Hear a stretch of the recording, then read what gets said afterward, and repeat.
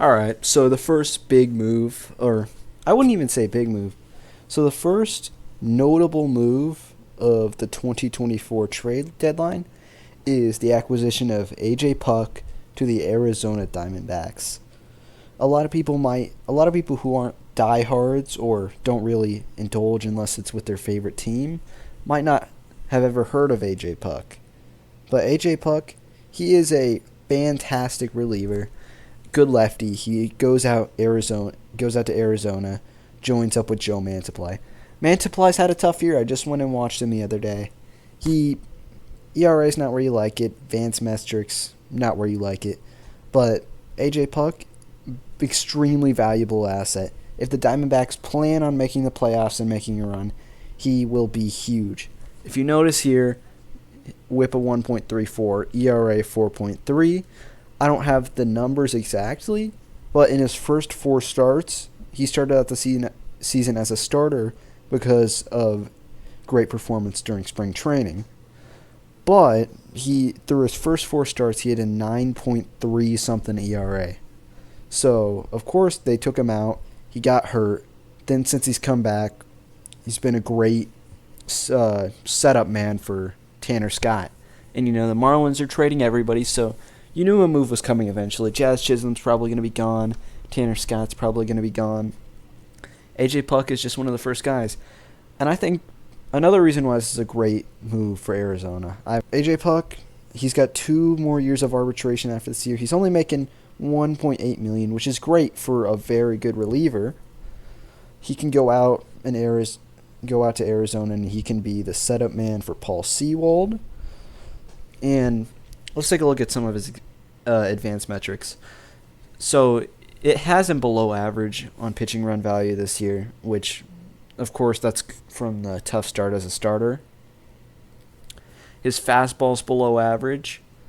Breaking run value, off-speed run value. It's all doesn't look great, but that's of course, I wish there was a way to split it from the starting and the not starting. And I might figure it out for the rest of these videos for all the trade deadline acquisitions, but this is the first one I'm doing, and I just wanted to throw something together real quick.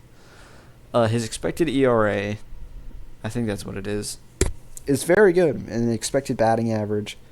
His fastball's above average, 94.8.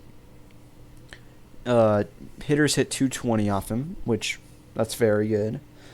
Average exit velocity. He gets a bunch of soft contact. That's exactly what you want. Doesn't get a whole ton of whiffs, not much chase. Not much of a strikeout pitcher, so you can't really use him to close out games. Walks too many hitters. He doesn't, whenever you hit it, like I said, soft contact, he's not going to catch a barrel. Hard hit, around league average.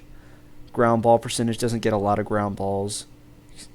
And I got to take a look at what extension means. I don't really know too much about that. I think that's just how far they get off the mound. It helps because he's 6'7", 248. He's a really big guy. Let's take a look. His arsenal throws majority fastball, 38.1% fastball, 25.4% sweeper, around 19% sinker, 11% slider. He's kind of ditched the split finger since the start of the year. I think he's also ditched the changeup. And he's just a very good lefty. He's one of the better lefties in the league right now. Arizona needed him desperately. Their bullpen and pitching altogether, man, it's been a struggle. They haven't really had any big standouts. Gallen's been hurt. Montgomery's been terrible when he's played. So this is just huge. I think Arizona are going to try to go for it. San Diego's really good. I'm recording this after Dylan Cease's no-hitter, which was way earlier today. I basically saw this news, excited to break it. He's a good pitcher. And like I said, he's got plenty of time to be playing as long. Man, what am I saying? He's got plenty of years of arbitration. They have 3 years of control, so he'll be there for the next couple seasons. He'll be a fantastic reliever for them. And like I said, desperately needed the guy. I mean, I'm not prepared right now, but I can tell you right now, this is the move that they needed to make. Get bullpen help. Their lineup's not the worst. It could be a lot better, but the pitching, don't know how many times I'm going to say it, but very much needed somebody, just anybody. So yeah, that's my reaction to the AJ Puck trade so far. I'd give it a B plus. It's a great fit. I don't know what the Marlins gave up. I mean, not what the Marlins gave up, what the Diamondbacks gave up. If they gave up a ton, I wouldn't give it such a high rating, but I think this was absolutely a fantastic move, a must-needed move. I mean, it was a sort of a steal if they got him for not much at all, because AJ Puck, I honestly didn't expect him to get traded. I was figuring maybe more of a next year piece to get traded, maybe a year after that. I wouldn't trade a good reliever with a bunch of control. But that was the Marlins move. If he's gone, then it's basically guaranteeing Chisholm's gone and Scott's gone.